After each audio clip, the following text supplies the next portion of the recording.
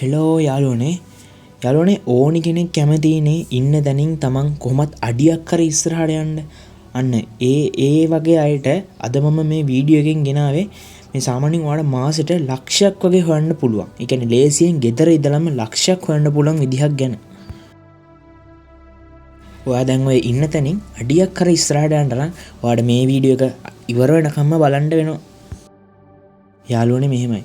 දැන් අපේ සමාජයෙන් ගොවිතැන කියන එක ගොඩාක් ඈත් වෙලා යනවා. ඒ වුණාට ඒක දැන් මිනිස්සු තේරුම් ගන්න අපිට සාමාන්‍යයෙන් ගෙදර ඉඳන්ම මේ ගොවිතැනෙන් කොච්චර ප්‍රයෝජන ගන්න පුළුවන්ද කියලා. මේ ගොවිතැන හරියට කරගත්තොත් ලොකු ලාභයක් මාසෙට අපිට ගන්න පුළුවන්. මෙහෙමයි. ගොඩක් කට්ටිය දන්නේ නැනේ පැලයක් ඉස්සරවම හදාගන්නේ කොහොමද කියලා හරියට. අන්න ඒ ගැන තමයි මේ වීඩියෝ එක අද කරන්න යන්නේ. ඒක මම අද ඔයාලට ස්ටෙප් බයි ස්ටෙප්ම කියලා දෙන්නම්. හරි එහෙනම් පරක්කු කරන්න ඕනේ. කොහොමද මම මාසෙට ලක්ෂයක් ලේසියෙන්ම හොයන්නේ? යාළුවනේ ඔයා කම්මැලි කෙනෙක් නම් දැම්ම මේ වීඩියෝ එක බලන එක නතර කරලා ගියාට කමක් නැහැ. මේක කම්මැලියට සාමාන්‍යයෙන් හරියන එකක් නෙමෙයි. හරි අපි තාවන දාන විදිය මුලින්ම බලමු. යාළුවනේ ඉස්සරවම අපේ ගෙවැත්ත තියෙන පස් තාච්චියකට පුරව ගන්න චුට්ට.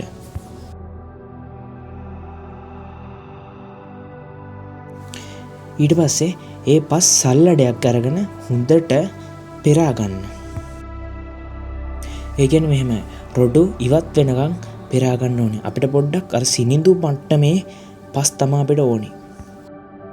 ඊට පස්සේ ඔයා මේ කවලම් කරගන්න පස් එකට කොම්පොස්ට් මිශ්‍ර කරගන්න. මේ තියෙන කළු පාට කොම්පොස්ට් අන්නේ ඒ පස් වලට මිශ්‍ර කරගත්ත කොම්පොස්ට්. ඊට පස්සේ ඔයා ඒ පස් කොටට නිල් කැට පොහොර කියලා දෙනවා. මේ වගේ නිල් කැට පොහොර ස්වල්පයක් ඒ පස් එකට ඉහින්න.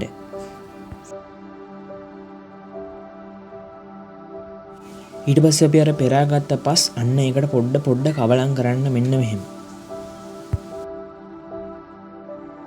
ඊට පස්සේ අපි ඒකට හොඳට මෙහෙම වගේ වතුර දාගන්න ඕනේ. ඒ කියන්නේ හොඳට තෙතට ටිකක් සාමාන්‍යයෙන් වතුර දාගන්න ඕනේ අපි. ඊට පස්සේ අපි මේක අනා ගන්න ඕනේ. සාමාන්‍යයෙන් ගෙවල් වල බදාම අනන්නේ. අන්න ඒ වගේ අපි මේකට හොඳට වතුර දාලා අනා ගන්න ඕනේ. ඊට පස්සේ අපි මේකට තව නිල් කැට පොහොර ටිකක් එකතු කරගන්න ඕනේ.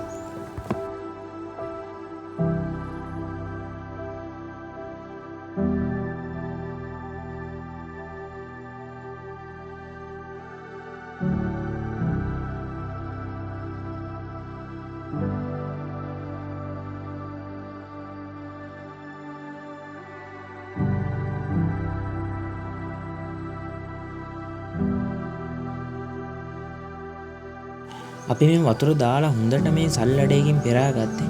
ඒතකොට ගල් එහෙම අහුවෙන්නේ නැහනේ. ගල් එහෙම තිබ්බාම සාමාන්‍යයෙන් පැලවෙන සම්භාවිතය බොහොම අඩුයි. ඊට පස්සේ අපි මේක හොඳට අනා ගන්න ඕනේ. හොඳට ඒ කියන්නේ තමන්ගේ අත් වලින් එහෙම හොඳට අනා ගන්න ඕනේ. මෙන්න මේ වගේ අනා ගන්න ඕනේ.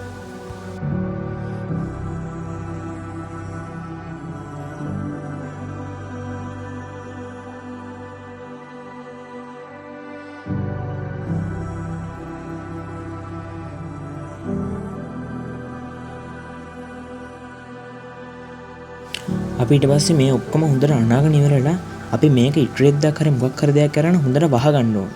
ඊට පස්සේ අපි තාවන දා ගන්න පටන් ගන්නෙ ඊට පස්සේ පහුවදා. මේ තමයි තාවන දාන විදිය. අර ඊයේ ගත්ත පස් එකතු කරලා තමයි මේ තාවන දාන්නේ.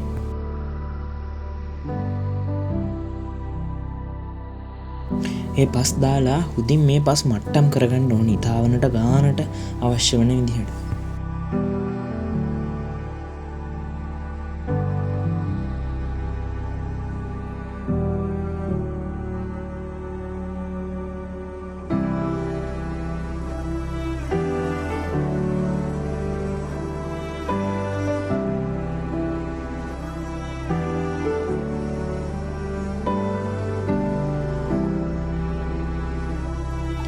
පේනවද මම කිව්වේ අපේ අත්වලින් මෙන්න මේ විදිහට තමයි මට්ටම් කරගන්න ඕනේ.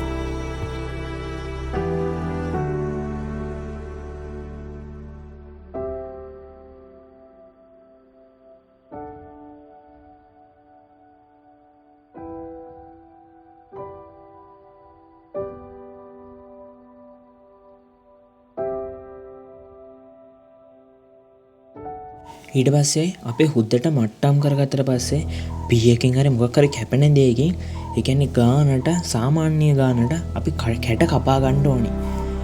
ලොකෝ කැට කියන්නේ කිරිබත් කැට කපන්නේ අන්න ඒ වගේ. කැට සාමාන්‍ය විදිහට සාමාන්‍ය ගානට අපි කපා ගන්න ඕනි. අපි මේ කැට කපා ගන්නේ අපි සාමාන්‍යයෙන් ඔය පැලේ ගන්න දවසට මේ කැටේ පිටින්ම අපිට ගන්න ලේසි. අන්න ඒ හින්දා තමයි කැට අපි කපා ගන්නේ. ඒ වගේම මේ තවත් වාසියක් තමයි අපි මේ කැටත් එක්ක ඇට හිටවද්දී සාමාන්‍යයෙන් පැලේ ගොඩාක් දුරට ඒ කියන්නේ අල්ලලා තියන පොළවට. ඒ කියන්නේ වතුර ටික දවසක් දැන් වැස්සේ නැහැ කියමුකෝ. වැස්සෙන්ට සාමාන්‍යයෙන් උඟ කාලයක් සාමාන්‍යයෙන් පැලේට දරා ගන්න පුළුවන් මට්ටමකට අල්ලන් ඉන්නවා.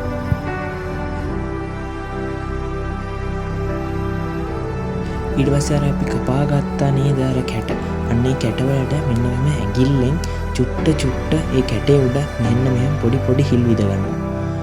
පොඩිවට තමයි විද ගන්න ඕනේ. ගොඩාක් ලොකු ගැඹුරට විද ගන්න ඕනේ නැහැ. සාමාන්‍යයෙන් පොඩි වඩ දැන්න මේක සාමාන්‍යයෙන් නෝමල් විදියට පොඩ්ඩක් ගැඹුරට විද ගත්තා නම් හරි. එහෙමයි.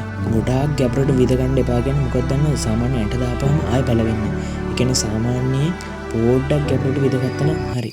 මේ තමයි අද මන් දාන්න යන මිරිස් ඇට. ඔයාලට මිරිස් ඇට, කොච්චි, මාළු මිරිස් හැම ඇටයම මෙන්න මේ විදිහට දාගන්න පුළුවන්. සාමාන්‍ය මේ විදිහට මේ එක වලකට මේ ඇට දෙකක් අරගෙන හිමින් දාන්න. ඒ කියන්නේ ඇටේ විහිරෙන්නේ නැති වෙන්න චුට්ට දාන්න.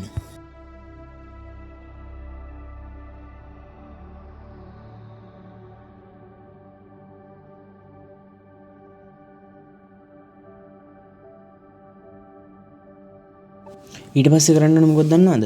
අපි සල්ලඩෙන් තව පස් චූට්ටක් පෙරා ගන්න ඕනේ. මෙම සල්ලඩෙන් පස් ටිකක් පෙරාගෙන අපි අර දැම්ම නේද ඇට. අන්න ඒකට චුට්ට ඉහින්න ඕනේ. ඒ කියන්නේ ගොඩාක් ඉහින්න නැතුව සාමාන්‍ය මට්ටමේ ඉහන්න ඕනේ. ගොඩාක් ඉස්සොත් ඇට පැලවෙන්න නැති වෙන්න පුළුවන්. පේනවද? මේ වගේ උඩින් යාන්තමින් දාගත්තා නම් හරි පස්. ඊට පස්සේ ඒ පස් වලට 10 දාන්න ඕනේ.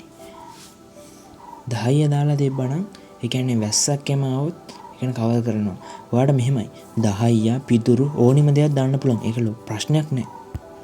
එතකොට වතුර දාන්නවත් අර ඇට ටික ඉහිරෙන්නේ නෑ. ඊට පස්සේ ඔයාට පේනවද මේ බෙහෙත් එක?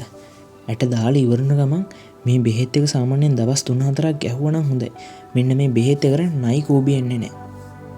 ඒ බෙහෙත් එක අනිවාර්යෙන් ගහලා දෙන එක හොඳයි. එතකොට සාමාන්‍යයෙන් ඔයා ඒක ගැහුවේ නැත්නම් ඒ ඇට නයි කූබි වගේ අරන් යනවා. ඊට පස්සේ දවසින් දවස එයාට මේ විදිහට ලොකු වෙනවා.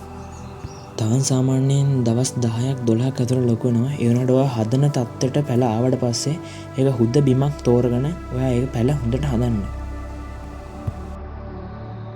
ඔයාට මේ පැල හදද්දී පැල හදන විදිය මොනවද? පැල හදද්දී දාන්නේ මොනවද? අන්න ඒ ගැන වීඩියෝ එකක් ඕන නම් ඔයා කියන්න. මම ඔයාට ඒ වගේ වීඩියෝ එකකුත් ඔයාට දාන්නම්. ඒතර ඔයාට පැල හදන විදිය දැනගන්නත් පුළුවන්. අද මම ටාගට් කරේ සාමාන්‍යයෙන් තාවණක් දාන විදිය තමයි කියලා දෙන්න හදවුවේ. ඔයාට සාමාන්‍ය මේක තමන් රක්ෂාවක් කරන ගම නිකන් පාර්ට් ටයිම් විදිහට උනත් මේ ගොවිතැන කියන එක කරන්න පුළුවන්. ඔයාට ඉස්සරහට තව වීඩියෝ ඕන නම් කමෙන්ට් දාන්න. ඒතර මේ මාසෙට ලක්ෂයක් වගේ හොයන එක මහා කරදරයක් නෙමෙයි. කම්මැලි නැතුව වැඩ කරොත් අපිට ලක්ෂයක් වන්න මාරම ලේසි. මම මේ වීඩියෝ ගෙන සාමාන්‍ය උනන්දුවක් තියෙන උවමනාවක් තියෙන කෙනෙක්ට සාමාන්‍ය ඔයා මේක අන්තිමට බැලුවා නම් නිකන් ඔයාට සාමාන්‍ය උනන්දුවක් උවමනාවක් තියෙන නිසා තමයි මේක බැලුවේ. ඔයාට ඇත්තටම ජීවිතේ ගේමක් ගහන්න පුළුවන්.